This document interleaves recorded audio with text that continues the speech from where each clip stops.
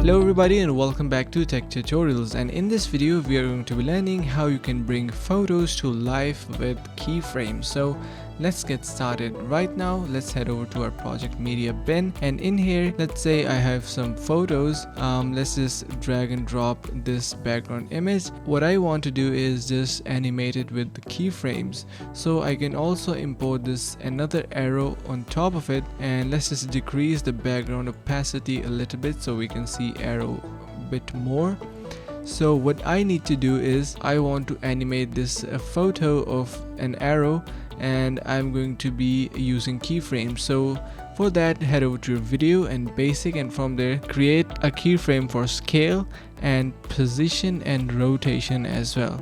Just move your playhead a couple of frames and then change the position of your arrow, and move your playhead again, move your arrow again, and you're going to be repeating this a couple of times so it looks like it is animated, creating this motion. And now let's see how it looks.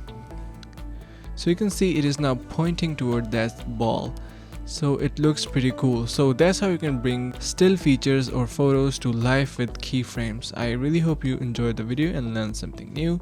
Thanks for watching. See you in the next one.